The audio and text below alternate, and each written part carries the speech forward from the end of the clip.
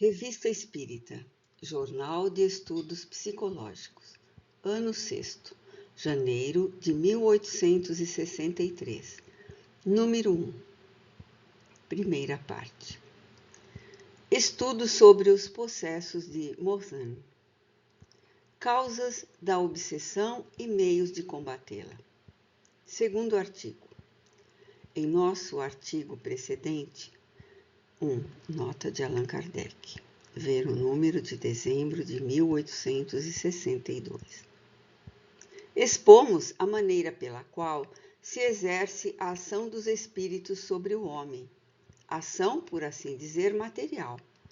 Sua causa está inteiramente no perispírito, princípio não só de todos os fenômenos espíritas propriamente ditos, mas de uma imensidade de efeitos morais, fisiológicos e patológicos, incompreendidos antes do conhecimento desse agente, cuja descoberta, se assim nos podemos exprimir, abrirá horizontes novos à ciência, quando esta se dispuser a reconhecer a existência do mundo invisível.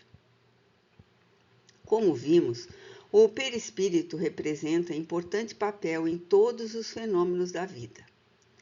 É a fonte de uma porção de afecções cuja causa é em vão buscada pelo escalpelo na alteração dos órgãos e contra as quais é importante a terapêutica. Por sua expansão, explicam-se ainda as reações de indivíduo a indivíduo, as atrações e as repulsões instintivas, a ação magnética, etc. No espírito livre, isto é desencarnado, substitui o corpo material. É o agente sensitivo, o órgão por meio do qual ele age.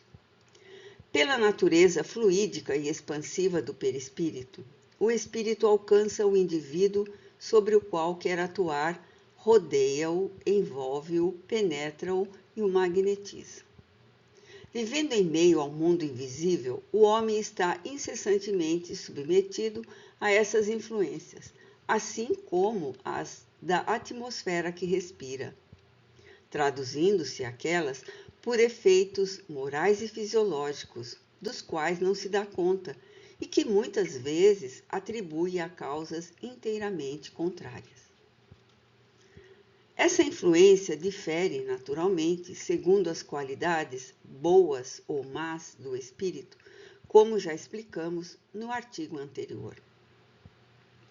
Se ele for bom e benevolente, a influência ou, se quisermos, a impressão é agradável e salutar. É como as carícias de uma terna mãe que abraça o filho. Se for mau e perverso, será dura, penosa, aflitiva e por vezes perniciosa. Não abraça, constrange. Vivemos num oceano fluídico, expostos incessantemente a correntes contrárias, que atraímos ou repelimos, e às quais nos abandonamos, conforme nossas qualidades pessoais, mas no meio do qual o homem sempre conserva o seu livre-arbítrio, atributo essencial de sua natureza, em virtude do qual pode sempre escolher o caminho. Como se vê, isto é, inteiramente independente da faculdade mediúnica, tal como é concebida vulgarmente. Estando a ação do mundo invisível na ordem das coisas naturais, ela se exerce sobre o homem, abstração feita de qualquer conhecimento espírita. Estamos a elas submetidos, como estamos à influência da eletricidade atmosférica, mesmo sem saber física, como ficamos doentes sem conhecer medicina.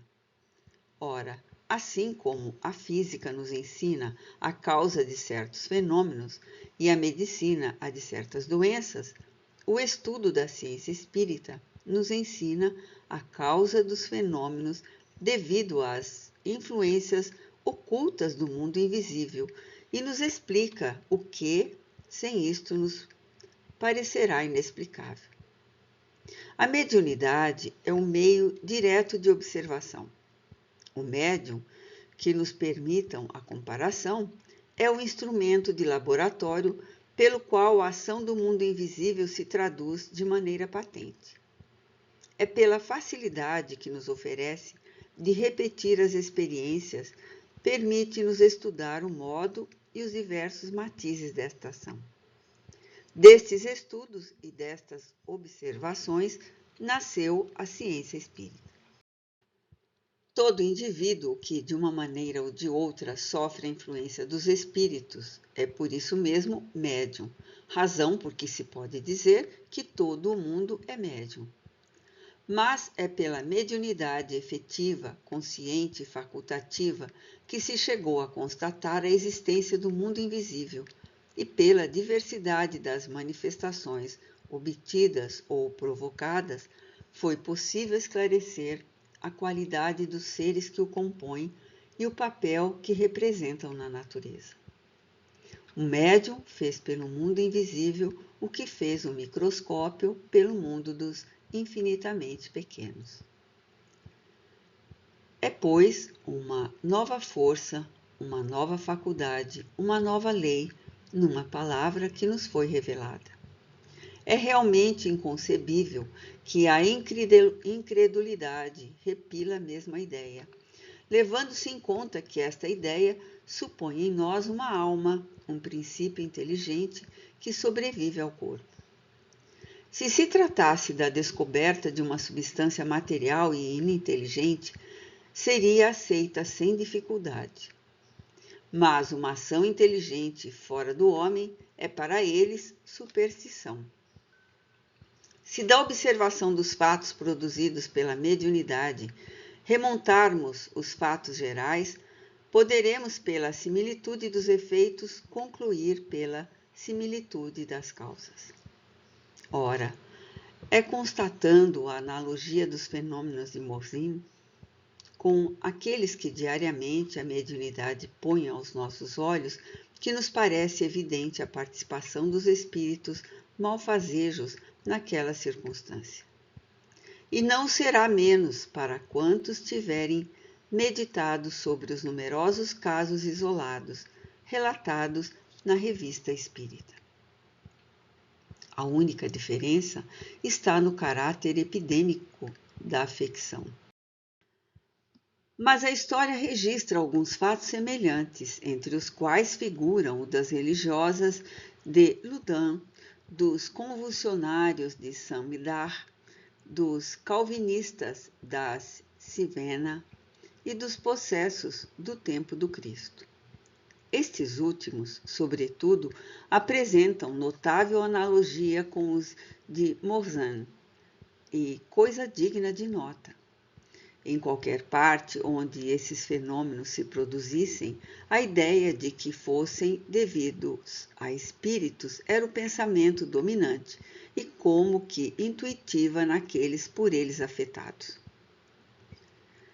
Se nos reportarmos ao nosso primeiro artigo sobre a teoria da obsessão, contida em O Livro dos Médiuns, e os fatos relatados na revista, veremos que a ação dos espíritos maus sobre os indivíduos de que se apoderam apresenta nuances de intensidade e duração extremamente variadas, conforme o grau de malignidade e perversidade do espírito, e também de acordo com o estado moral da pessoa que lhes dá acesso mais ou menos fácil. Muitas vezes, tal ação é temporária e acidental, mais maliciosa e desagradável que perigosa, como no caso que relatamos em nosso artigo anterior. O fato seguinte pertence a esta categoria. O Sr. Indamerle de Berna, membro da Sociedade Espírita de Paris, contou-nos que, em sua propriedade de Saint-Avat, o capataz, homem de força hercúlea, certa noite se sentiu agarrado por um indivíduo que o sacudia vigorosamente. Dir-se-ia um pesadelo, mas não era, pois o homem estava bem desperto. Levantou-se e lutou algum tempo com quem o agarrava, e quando se sentiu livre, tomou do sabre pendurado ao lado do leito e pôs-se a esgrimi-lo no escuro, sem nada atingir. Acendeu uma vela, procurou por toda a parte e não encontrou ninguém. A porta estava bem fechada. Mal retornara ao leito e o jardineiro, que estava no quarto ao lado, começou a pedir socorro, debatendo-se e gritando que o estrangulavam. O capataz correu para o vizinho, mas, tal como ocorrera consigo, não viu ninguém.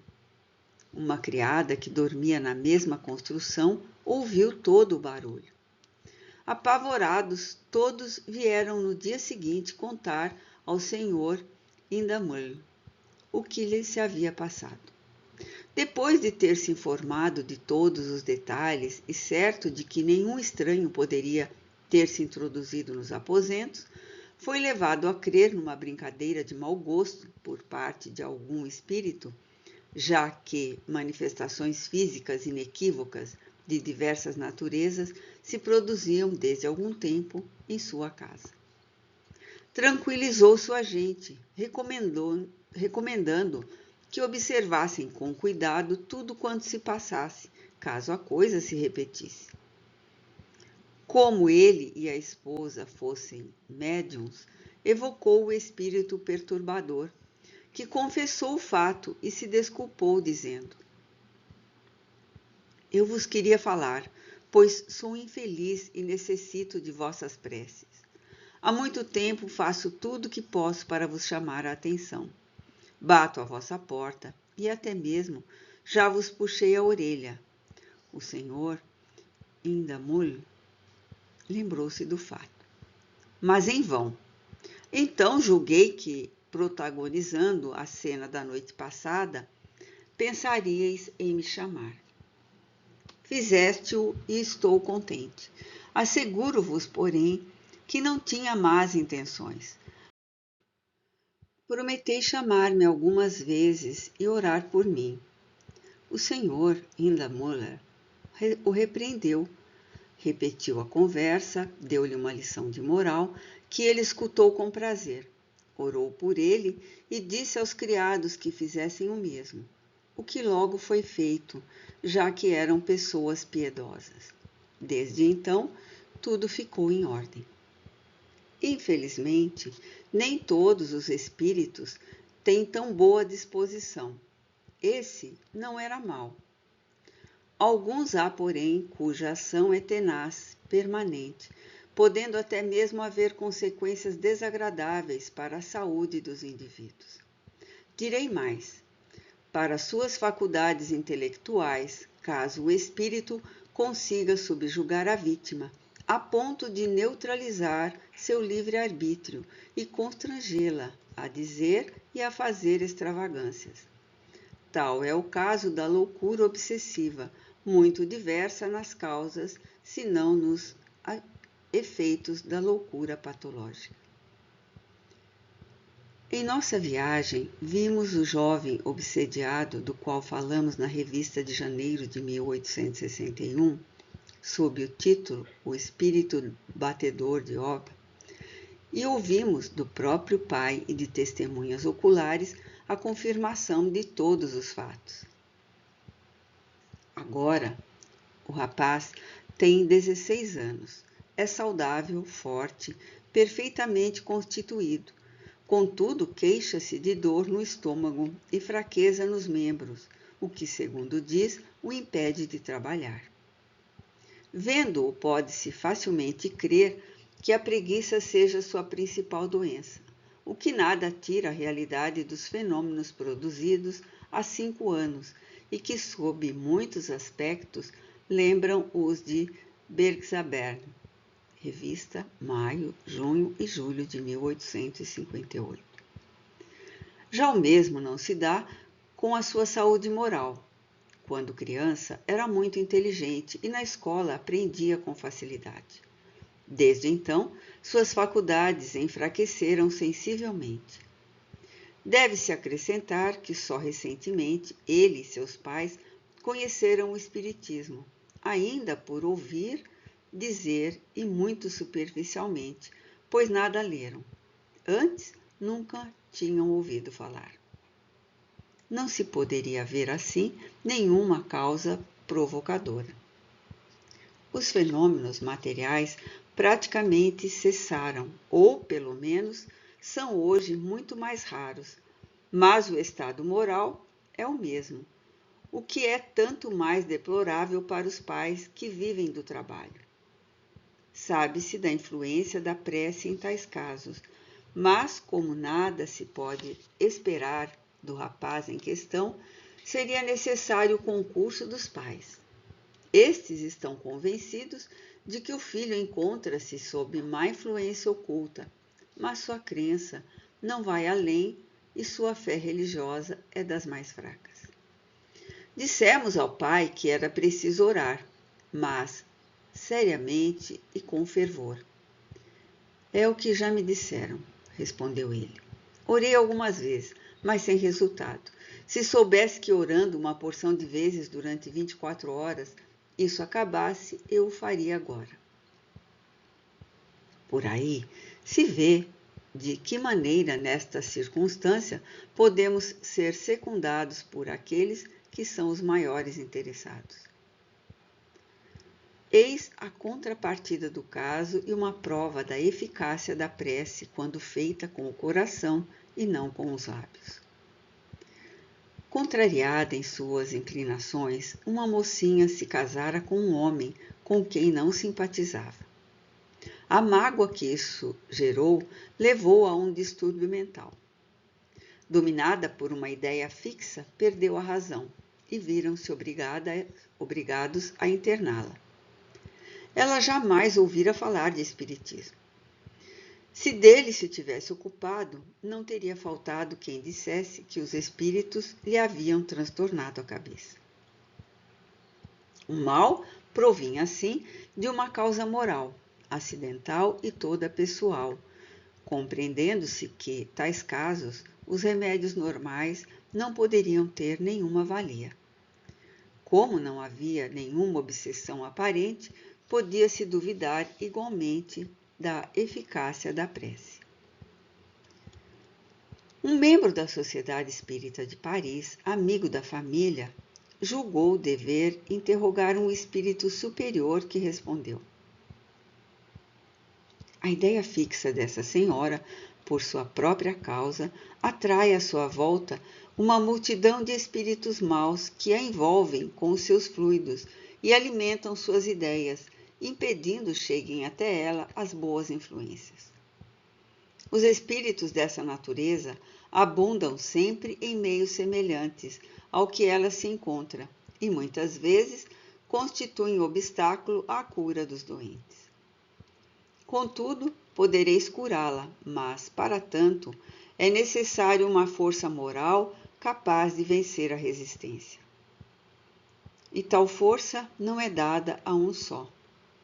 Que 5 ou 6 espíritas sinceros se reúnam todos os dias durante alguns instantes e peçam com fervor a Deus e aos espíritos bons que a assistam.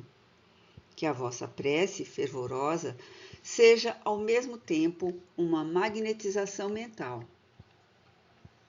Para tanto, não tendes necessidade de estar junto a ela. Ao contrário, pelo pensamento podeis levar-lhe uma salutar corrente fluídica, cuja força estará na razão de vossa intenção, aumentada pelo número. Por tal meio, podereis neutralizar o mau fluido que a envolve. Fazei isto, tende fé e confiança em Deus e esperai. 6 pessoas se dedicaram a essa obra de caridade. E durante um mês não faltaram sequer um dia à missão que haviam aceitado. Ao cabo de alguns dias, a doente estava sensivelmente mais calma. 15 dias mais tarde, a melhora era manifesta. E hoje, esta mulher voltou para sua casa em estado perfeitamente normal, ignorando ainda, como seu marido, de onde lhe adveio a cura. O modo de ação é aqui indicado claramente, e nada teríamos a acrescentar de mais preciso à explicação dada pelo Espírito. Assim, a prece não tem apenas o efeito de levar o paciente um socorro estranho, mas o de exercer uma ação magnética. O que não faria o magnetismo secundado pela prece? Infelizmente, certos magnetizadores, a exemplo de muitos sábios, fazem abstração do elemento espiritual, vendo apenas a ação mecânica, privam-se assim de poderoso auxiliar. Esperamos que os verdadeiros espíritas vejam no fato uma prova a mais do bem que podem fazer em tal circunstância. Naturalmente, aqui se apresenta uma questão de grande importância.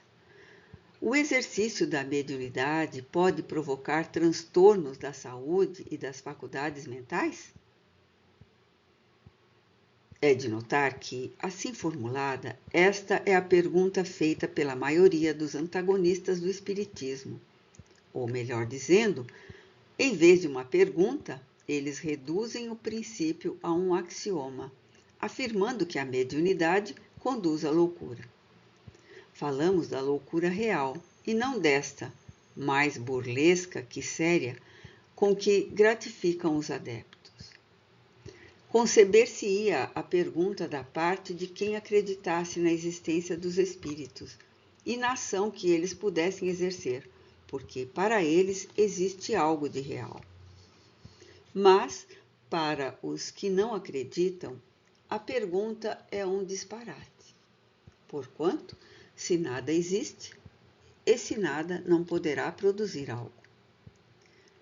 Sendo a tese insustentável, eles se estribam nos perigos da superexcitação cerebral que, em sua opinião, é suficiente para produzir a crença nos espíritos. Já tratamos desse ponto e a ele não mais voltaremos. Apenas perguntamos se já foi feito o cadastro de todos os cérebros transtornados pelo medo do diabo e dos terríveis quadros das torturas do inferno e da danação eterna. E se é mais prejudicial acreditarmos que temos ao nosso lado espíritos bons e benevolentes, os pais, os amigos e o anjo da guarda, do que o demônio. Se for assim formulada, a pergunta se torna mais racional e mais séria, desde que se admita a existência e a ação dos espíritos. O exercício da mediunidade pode provocar no indivíduo a invasão de espíritos maus e suas consequências? Jamais dissimulamos os escolhos encontrados na mediunidade, razão porque, em O Livro dos Médiuns, multiplicamos as instruções a tal respeito, não tendo cessado de recomendar o seu estudo prévio antes de se entregarem à prática. Assim, desde a publicação daquele livro, o número de obsediados diminuiu sensível e notoriamente, porque poupa uma experiência que os noviços, muitas vezes, só adquirem à própria custa.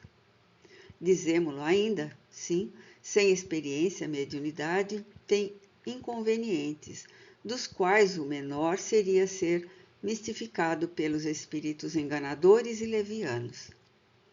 Fazer espiritismo experimental sem estudo é querer fazer manipulações químicas sem saber química.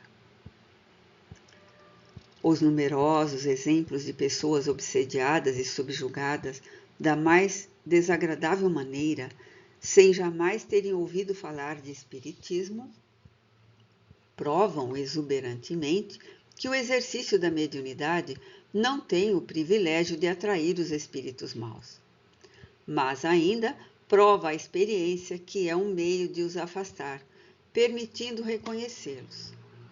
Todavia, como muitas vezes alguns vagueiam em redor de nós, pode acontecer que, encontrando oportunidade para se manifestarem, aproveitam-na, caso encontrem no médium uma predisposição físico-moral que o torne acessível à sua influência.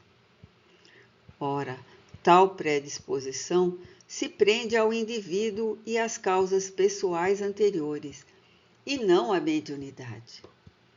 Pode dizer-se que o exercício da faculdade é uma ocasião e não uma causa. Mas, se alguns indivíduos estiverem neste caso, outros há que oferecem uma resistência insuperável aos espíritos maus, e a eles, estes últimos, não se dirigem. Falamos de espíritos realmente maus e perniciosos, na verdade, os únicos perigosos, e não de espíritos levianos e zombeteiros que se insinuam por toda parte. A presunção de julgar-se invulnerável contra os espíritos maus muitas vezes tem sido punida de maneira cruel, porque jamais são impunemente desafiados pelo orgulho. O orgulho é a porta que lhes dá mais fácil acesso, pois ninguém oferece menos resistência do que o orgulhoso, quando tomado pelo seu lado fraco. Antes de nos dirigirmos aos espíritos, convém, pois, proteger-nos contra o ataque dos maus, como se marchássemos em terreno onde tememos picadas de serpentes. Isto se consegue, de início, pelo estudo prévio que indica a rota e as precauções a tomar. Depois, pela prece.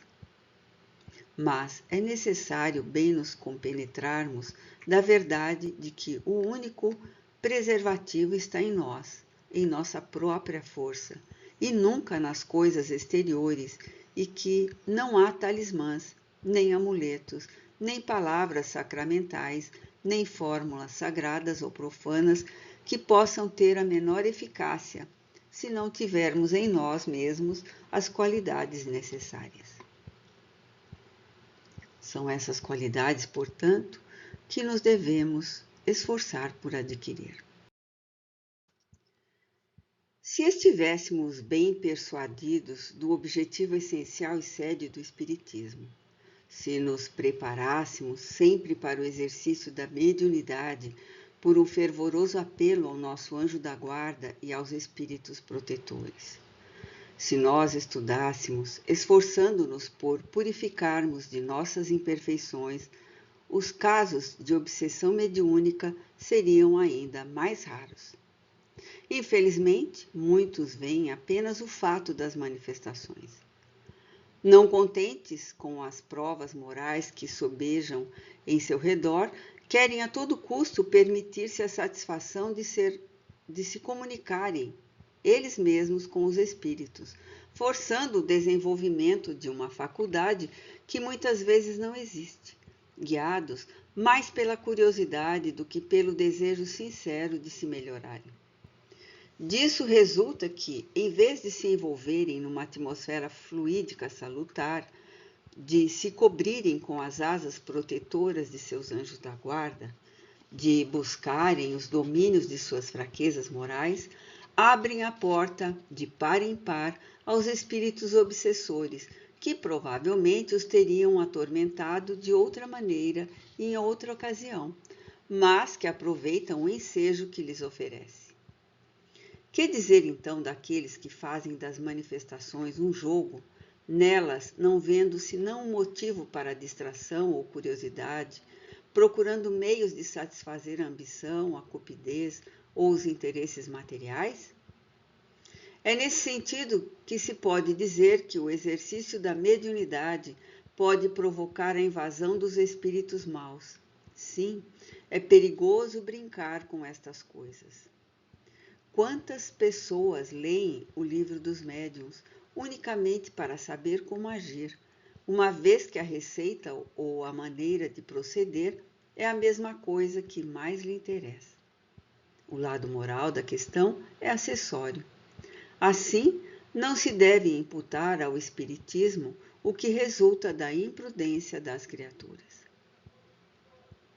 Voltemos aos possessos de Morzan. Aquilo que um espírito pode fazer a um indivíduo, vários espíritos o podem sobre diversos, simultaneamente, e dar à obsessão um caráter epidêmico. Uma nuvem de espíritos maus pode invadir uma localidade e aí se manifestar de várias maneiras.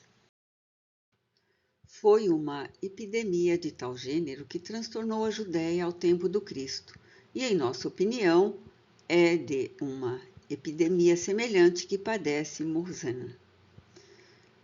É o que procuraremos estabelecer num próximo artigo, no qual destacaremos os caracteres essencialmente obsessivos dessa afecção.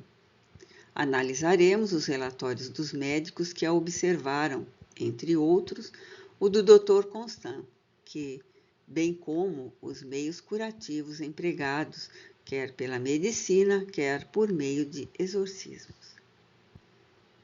Os servos, história de um criado. O caso relatado no número precedente sob o título de A Cabana e o Salão, dezembro de 1862, lembra-nos outro, um tanto pessoal. Numa viagem que fizemos há 2 anos, vimos numa família da alta sociedade um criado muito jovem, cujo rosto fino e inteligente nos impressionou pelo seu ar de distinção. Nada em suas maneiras denotava inferioridade. Sua dedicação ao serviço dos patrões não tinha essa obsequiosidade servil própria das pessoas de tal condição.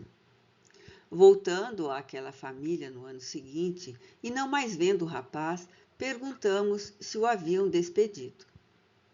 Não, responderam-me. Foi passar alguns dias em sua terra e lá morreu. Lamentamos muito, pois era um excelente sujeito e tinha sentimentos realmente acima de sua posição. Era muito ligado a nós, tendo nos dado provas do maior devotamento. Mais tarde veio-nos a ideia de evocar o rapaz. Eis o que ele nos disse. Em minha última encarnação, eu era, como se diz na terra, de boa família, embora arruinada pela prodigalidade de meu pai. Fiquei órfão e sem recursos ainda muito jovem. O senhor G. foi o meu benfeitor, educou-me como filho e deu-me uma boa instrução que muito me envaideceu. Na última existência, quis expiar meu orgulho, nascendo em condição servil, e aqui encontrei ocasião de provar dedicação ao meu benfeitor. Até lhe salvei a vida, sem que ele jamais desconfiasse. Era, ao mesmo tempo, uma prova da qual tirei partido, pois tive bastante força para não me deixar corromper pelo contato com um meio quase sempre vicioso. Apesar dos maus exemplos, fiquei puro, pelo que dou graças a Deus por ter sido recompensado pela felicidade que desfruto. Pergunta: em que circunstâncias salvastes a vida do Sr. G? Resposta: num passeio a cavalo, em que eu o seguia só. Percebi uma grande árvore que caía ao seu lado sem que ele a visse. Advertiu com um grito terrível. Ele recuou bruscamente enquanto a árvore tombou aos seus pés. Sem o movimento que provoquei, ele teria sido esmagado. Observação: o fato foi relatado ao Sr. G, que dele se lembrou perfeitamente. Pergunta: por que morrestes tão jovem? Resposta: Deus tinha julgado minha prova suficiente. Pergunta: como pudeste aproveitar a prova, se não guardáveis lembrança de vossa precedência, existência e da causa que a motivara? Resposta: em minha humilde posição, restava-me um instinto de orgulho, que tive a felicidade de dominar. Isto tornou prova muito proveitosa, sem o que teria de recomeçá-la. Em seus momentos de liberdade, o meu espírito se lembrava, e ao despertar, ficava um desejo intuitivo de resistir às minhas tendências, que eu sentia serem más.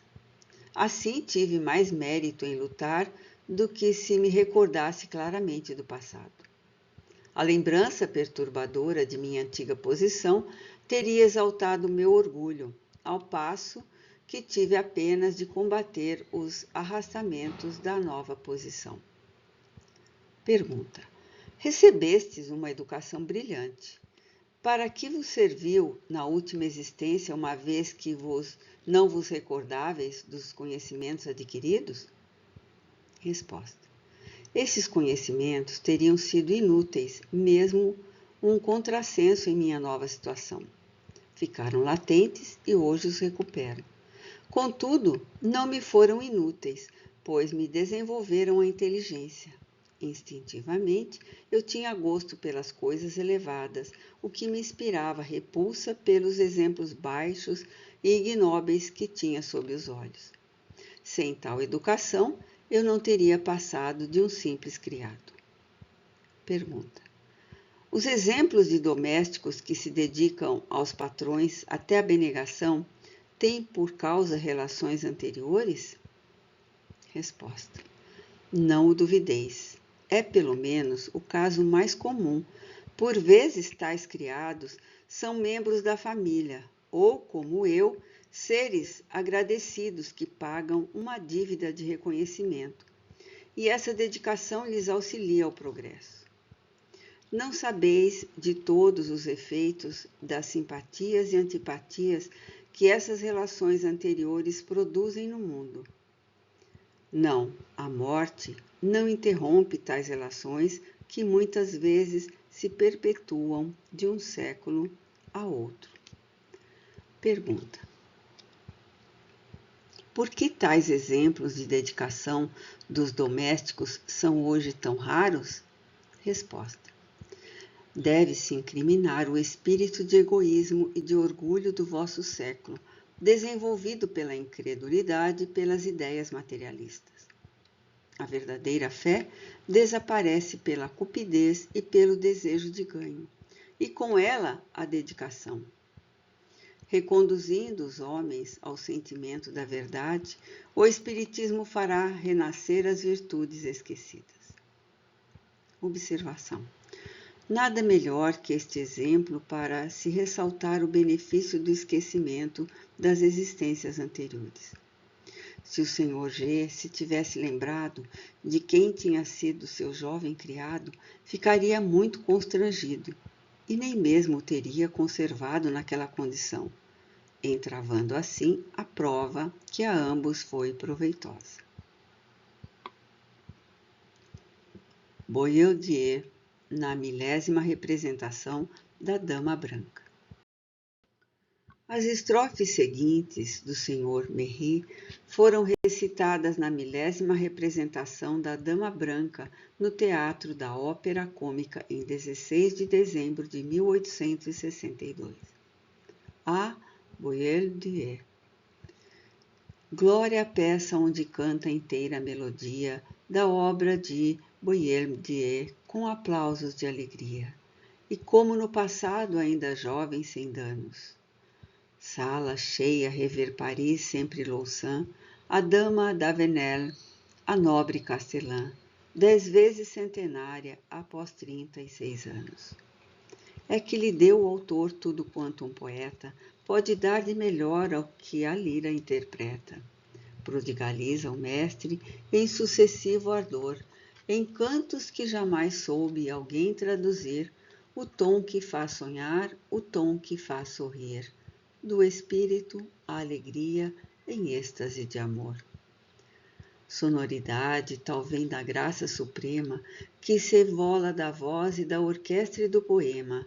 Não conseguiu vencê-la a arte da noite então, porque Boieldieu é a mais bela vitória. Torna o público artista e a plateia em glória, expressa-lhe o universo a voz do coração. Com que felicidade o mestre Augusto lida, em inspirados tons pela musa querida, qual rio de ouro cai do alaúde sereno, com os raios que vêm de uma bruma escocesa, para tal obra, pois a música francesa nada tem a temer dos Alpes ou do Reno. Cabe-nos festejar 1000º tão nobre, que tão alto se eleve e de aplausos se cobre, e que conhecemos nós os segredos do além? Quem sabe, aqui talvez sob este céu desfrute uma sombra esta noite e alegre nos escute, como um ouvinte a mais e não vemos ninguém. Todos os espíritas devem ter notado esta última estrofe, que não poderia corresponder melhor ao seu pensamento, nem melhor exprimir a presença em nosso meio do espírito dos que deixaram os seus despojos carnais. Para os materialistas, é um simples jogo de imaginação do poeta, porque, em sua opinião, do homem de gênio cuja memória se celebrava, nada restava e as palavras que lhe eram dirigidas se perdiam no vazio, sem encontrar eco. As lembranças e os pesares que deixou, para eles nada valem. Ainda mais, sua vasta inteligência é mero acaso da natureza e de sua organização. Onde então o seu mérito? Não teria por haver composto suas obras-primas do que os órgãos da barbárie que os executam. Tal pensamento não tem algo de glacial, diríamos até de profundamente imoral?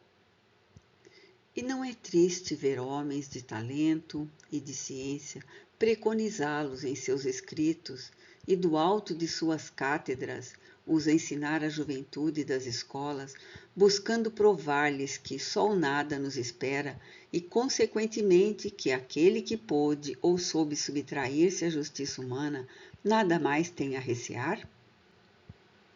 Esta ideia, nunca seria demais repetir, é eminentemente subversiva da ordem social e, cedo ou tarde, os povos sofrem as terríveis consequências de sua predominância pelo desencadeamento das paixões.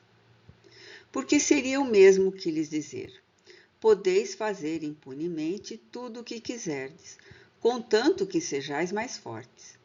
Entretanto, esta ideia é preciso convir em louvor à humanidade. Encontra um sentimento de repulsa nas massas. Perguntamos que efeito teria produzido o poeta sobre o público se, em vez daquela imagem tão verdadeira, tão comovente e tão consoladora da presença do espírito de Boieldieu, em meio ao numeroso auditório, feliz com a aprovação à sua obra, tivesse dito: do homem que lamentamos não resta senão o que foi para o túmulo e que se destrói dia a dia. Mais alguns anos e nem mesmo o seu pó restará. Mas do seu ser representante nada resta. Entrou no nada de onde saiu. Não mais nos vê nem nos escuta. E vós, seu filho aqui presente, que venerais a sua memória, vossos pesares não mais o atingem. Em vão o chamais em vossas preces fervorosas. Não poderá vir, porque não existe mais. A tumba fechou-se para sempre sobre ele. É em vão que esperais revê-lo ao deixar a terra, porque também entrareis no nada, como ele. Em vão lhe pedireis apoio e conselhos. Ele vos deixou só e bem só. Credes que ele continua a ocupar-se de vós, que está ao vosso lado, que está aqui entre nós? Ilusão de um espírito fraco. Sois médium, dizeis, e acreditais que ele pode manifestar-se por vós. Superstição oriunda da Idade Média, efeito de vossa imaginação que se reflete em vossos escritos. Perguntamos: o que teria dito o auditório de semelhante quadro? É, entretanto, o ideal da incredulidade. Certamente, alguns assistentes, ao ouvirem esses versos, terão pensado: linda ideia, tem fundamento. Mas outros, em maior número, terão pensado: pensamento suave e consolador que aquece o coração. Contudo, terão acrescentado: se a alma de Boieldieu está presente, como é ela? Sob que forma? É uma chama, uma centelha, um vapor, um sopro? Como vê e escuta? É precisamente a incerteza quanto ao estado da alma que faz nascer a dúvida. Ora, o Espiritismo vem dissipar tal incerteza, dizendo: ao morrer, Boieldieu deixou apenas seu invólucro pesado e grosseiro, mas sua alma conservou o envoltório fluídico e indestrutível. Doravante, livre do entrave que o retinha no solo, pode elevar-se e transpor o espaço. Está aqui sob sua forma humana, posto que eterizada, e se o véu que o oculta à nossa vista pudesse ser levantado, veríamos Boieldieu indo e vindo ou pairando sobre a multidão. Associados ao seu triunfo, estariam com ele milhares de espíritos de corpos etéreos. Ora, se o espírito Boieldieu lá está, é que se interessa pelo que lá se passa, é que se associa ao pensamento dos assistentes. Por que então não daria a conhecer seu próprio pensamento, se tem esse poder? É tal poder que o Espiritismo constata e explica. Seu envoltório fluídico, por mais invisível e etéreo que seja, não deixa de ser uma espécie de matéria. Em vida, servia de intermediário entre a alma e o corpo. Por ele, transmitia sua vontade, a qual o corpo obedecia e pelo qual a alma recebia as sensações experimentadas pelo corpo. Numa palavra, é o traço de união entre o espírito e a matéria propriamente dita. Hoje, desembaraçado do seu invólucro corpóreo, associando-se por simpatia a outro espírito encarnado, pode, de certo modo, servir-se do corpo deste para exprimir seu pensamento pela palavra ou pela escrita. Dito de outro modo, por via mediúnica, isto é, por um intermediário. Assim, da sobrevivência da alma à ideia de que ela pode estar em nosso meio, não há senão um passo. Essa ideia, a possibilidade de se comunicar à distância, não é grande. Tudo está em nos darmos conta da maneira pela qual se opera o fenômeno. Vê-se, pois, que a doutrina espírita, dando como verdade as relações entre os mundos visível e invisível, não avança uma coisa tão excêntrica quanto alguns o dizem.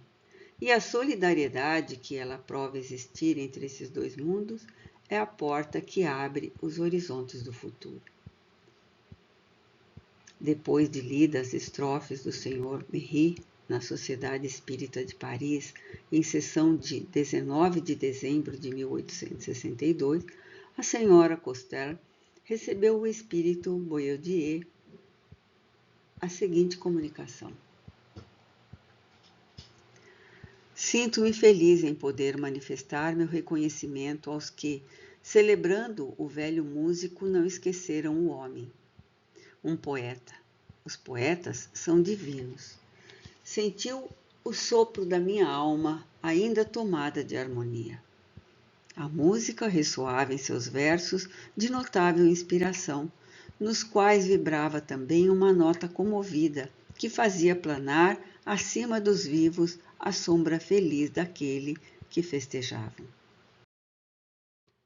Sim, eu assistia àquela festa comemorativa do meu talento humano e ouvia acima dos instrumentos uma voz mais melodiosa que a melodia terrena, que cantava a morte despojada de seu antigo terror, aparecendo não mais como uma sombria divindade do Erebô, nota explicativa 2, na mitologia grega, região situada abaixo da terra e acima do inferno, mas como a estrela brilhante da esperança e da ressurreição. A voz também cantava a união dos espíritos com seus irmãos encarnados. Doce mistério! Fecunda associação que completa o homem e que lhe restitui as almas, que em vão chamava do silêncio do túmulo. Precursor dos tempos, o poeta é abençoado por Deus. Cotovia matinal, ele celebra a autora das ideias muito antes que elas surjam no horizonte. Mas eis que a revelação sagrada se espalha como uma bênção sobre todos e como o poeta amado sentis todos em redor de vós a presença daqueles que vossa lembrança evoca. Boieldieu. Carta sobre o Espiritismo, extraída do Renard, Jornal Hebdomadário de Bordeaux, de 1º de novembro de 1862. Ao senhor redator-chefe do Renard. Senhor redator, se o assunto aqui abordado não vos parece muito batido, nem tratado exaustivamente, peço-vos a inserção desta carta no próximo número de vosso estimado jornal. Algumas palavras sobre o Espiritismo. É uma questão tão controversa e que hoje preocupa tantos espíritos que tudo quanto possa escrever a respeito, um homem leal e seriamente convicto, a ninguém parecerá ocioso ou ridículo. Não quero impor minhas convicções a ninguém, nem tenho idade, nem experiência, nem inteligência necessárias para ser um mentor. Quero apenas dizer a todos os que, não conhecendo essa teoria, senão de nome, estão dispostos a acolher o Espiritismo pela chacota ou por um desdém sistemático.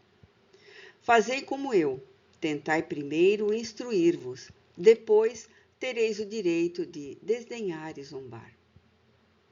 Há um mês, senhor redator, eu tinha somente uma vaga ideia do Espiritismo.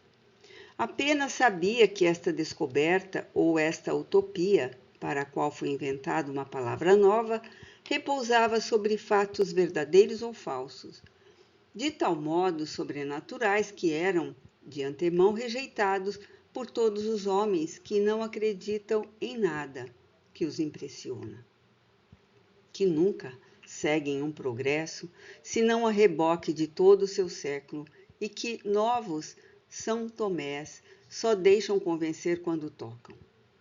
Confesso que, como eles, eu estava disposto a rir dessa teoria e de seus adeptos.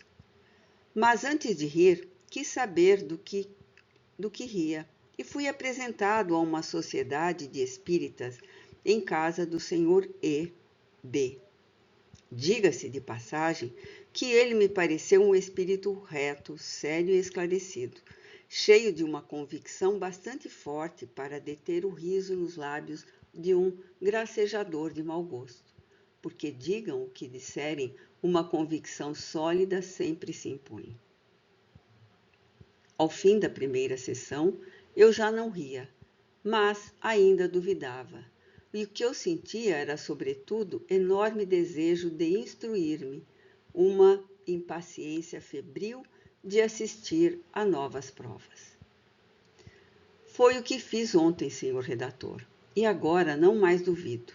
Sem falar de algumas comunicações pessoais dadas sobre coisas ignoradas, tanto do médium quanto de todos os membros da sociedade, vi fatos para mim irrecusáveis. Sem fazer aqui, e compreendereis por quê, nenhuma reflexão sobre o grau de instrução ou de inteligência do médium, declaro que é impossível alguém que não seja um Bossuet, nota explicativa 3, Jacques Benin Bossuet, 1627-1704, escritor e teólogo francês. Ou um Pascal, nota explicativa 4, Blaise Pascal, 1623-1662, cientista, filósofo e escritor francês. Responder imediatamente, de modo tão claro quanto possível, com uma velocidade, por assim dizer, mecânica e em estilo conciso, elegante e correto, várias páginas sobre perguntas tais como esta: como conciliar o livre-arbítrio com a presciência divina? Isto é, sobre os mais árduos problemas da metafísica. Eis o que vi, senhor redator, e muitas coisas mais que não mencionarei nesta carta, já muito longa.